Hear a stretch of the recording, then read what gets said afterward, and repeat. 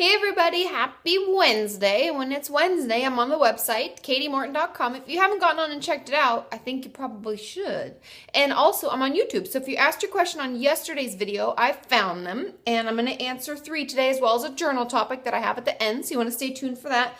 And I am still a little sick. You can tell I'm very congested sounding. I have to blow my nose all the time, and I'm kind of tired. So that's why we're only doing 3 questions and a journal topic. So, but I am feeling better. So thank you all for all your well wishes. Okay. Okay. First question. Sorry, I'm a little slow. Hi, Katie. Can a therapist keep changing your diagnosis? At first, when I restarted therapy a few weeks ago, I was diagnosed with dysthymic disorder. Later, she changed it to chronic depression, and now she changed it again to PTSD. Can a therapist keep changing your diagnosis? Why or why not? Yes, they can. Now, the number one reason why they would, from my experience, is if they're learning more information. Oftentimes we're doing assessments all the time in our mind. And the more we learn about you, the more we learn about your past, the more we glean from you, the better chance we have of diagnosing you properly. And sometimes that can take a while, and it's kind of a, learn and relearn, and it's a process that we're going through with you. And so that's why it will change. Now, oftentimes we can add to it as well, like, okay, well, you have dysthymia, but you also have PTSD, because these things are not mutually exclusive. It doesn't mean that you could only have one at a time. So yeah, I hope that helps explain it. And I would always, for those of you out there who are curious about this, because I know this got a lot of likes, people are really wondering, it's always fair to ask. When they say something, say, well, why did you diagnose me with that? Or what does that mean? Or is this am I replacing the dysthymia with this PTSD? I just want to know what my diagnoses are. It's your diagnoses. You have every right to know. So I would just ask questions about it. Okay? Question number 2. Hey, Katie, is it possible to stay on medication for life? Question mark. Very good question. I've been diagnosed with OCD, social anxiety, depression, and immediately put on meds, Zoloft. I feel completely reborn. All of my anxiety and depression are gone, but I'm afraid that they'll reduce the medication intake. I thought this is a great question, because I usually get the opposite, where people are like, do I have to be on it forever? Or what if I don't want to be on medication? And it's all up to you. It's between you and your physician and your conversations you have with them. But of course, you can stay on it for as long as you want and for as long as you feel it's helpful to you. And they won't lower the dose or change it without talking to you about it. So always know your medications, always know your dosages. And when you see your psychiatrist, your primary care, you can always say, I want to stay on the same amount. I feel really good where I'm at, and I don't want it to come back. I feel like a whole new person. This is amazing. Just keep letting them know how you're feeling. And in the reverse, like if you feel this amazing and then all of a sudden you start feeling bad again, let them know, because they may need to increase the dose. There's a lot of things that physicians can do, and the more honest we are with them and the more we talk to them about how we're feeling, the better chance we have of getting what we need and getting our needs met and feeling reborn again, like this person said, like feeling like a whole new person. And medication can really do that for you. So there are times when it's really, really, really beneficial. So I hope that helps. Question number 3. Hey, Katie, recently I was told by my therapist that I am not my depression or my anxiety, and to work on identifying my identity without either of these diagnoses. How am I meant to separate my depression and anxiety from my personality, especially when I'm a naturally pessimistic person? I'm not even sure I'm much of anything without them, because I've shaped my life and personality to include them and give power to them. How do I find my identity without depression if I'm still suffering from it? And where's the line drawn between my real voice and my depression voice? Sorry if that's a lot of questions. You're a superstar. Thanks for all your videos. Oh, well, thank you. This got a lot of responses. People on the website were like, we need you to answer this, and you should answer it now. So I am.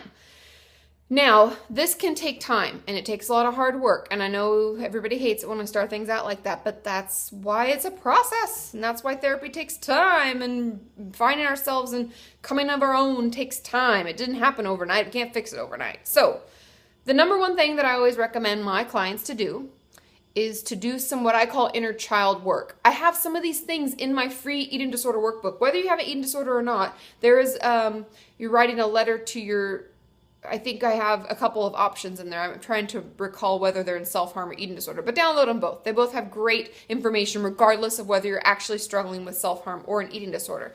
But one of them is Writing a letter to your younger self before you remember being depressed, anxious, or whatever. Write a letter to that younger self. Have that younger self write a letter to you now. And having that kind of getting out of our brain of depression, anxiety, who am I, what's happening, it kind of helps us see who we are, who we started as and where we are now, and kind of what do we actually believe in and agree with, and what do we maybe not agree with. And it'll take some time. You may at the beginning think, well, I only know that I love the outdoors and I absolutely hate sports. But other than that, everything's a little gray. And then as you try different things out, and as you kind of think back to that inner child of you or before the depression and anxiety, and you talk back to it, it talks to you, and you kind of learn more about yourself, you may add some more things into that. However, if that doesn't work for you because there's not a time in your life where you cannot remember that you didn't have depression or anxiety, we'll do what I call body and soul work. I used to run a body and soul group at an eating disorder clinic I worked at, and it was my favorite by far. And one of the things that we always did is have everyone write a letter from their body to their soul, and then from their soul to their body, thanking their body for all the things it does, the body thanking the soul for being so, for persevering and pushing them through and believing in them and all that. It can really help. And through doing work like this, or we take time, we meditate, we think about what it is that our mind does for us, who we were before, where we are now, what does our spirit really mean, what is our soul, what does it really yearn for, what are things we miss. It helps us discover who we are. And it takes time. Like I said, it's going to be little bits. And each time you do some of this work, you might come up with one thing and be like, wow, I really do love animals, or I love the company of other people, or I really just love grabbing coffee by myself and people watching. Even these little things, those all tell us something about ourselves. And in order to get it untangled from the depression and anxiety, we have to dig deep. We have to write some letters to ourselves. We have to do some meditation. We have to try things out. I know for many of my clients, when they don't really know what they like or who they are, we have them try things. I'm like, why don't you go try racquetball? That they have that at your gym that your parents go to. Let's give that a try. Or if someone says, I just don't really know what I want to do, well, try joining Key Club, and then you can do some volunteering at school, and we'll see if you like that. If not, next year you just don't do it. And there's no pressure to keep doing something. We're going to learn, right? We don't just know who we are. I'm 30 years old and I still don't know who I am. I'm learning all the time.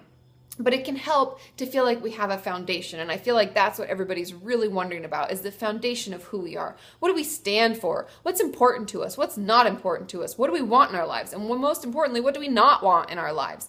So take some time, do some, we'll call it fall cleaning, where we look inside and we figure out what we're really about, what's important to us, what's not, and we just start navigating, trying new things. And it's kind of a hit and miss. It might work sometimes, it might not the other times, but give yourself the time and the process to figure it out, and be patient with it, okay?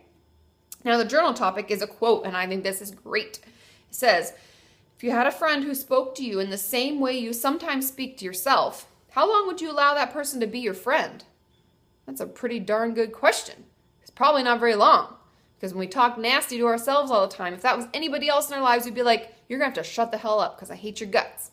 Or we'd be like, they're toxic and I somehow have to put boundaries up and spend less time with them because they're sucking the life out of me. So consider that. Pay attention. Notice what you say to yourself. That's the key to a happy life in general. Notice what you say to yourself, and let's turn it around to make it more positive, more of the time than not.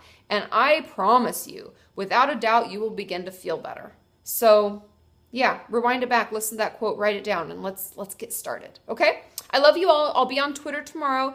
So use the hashtag KatieFAQ and I'll find them and I'll answer them. And hopefully I'll be feeling even better and I'll have more energy and I won't be so boring. So I'll try to spice it up. Okay? See you tomorrow. Love you. Bye.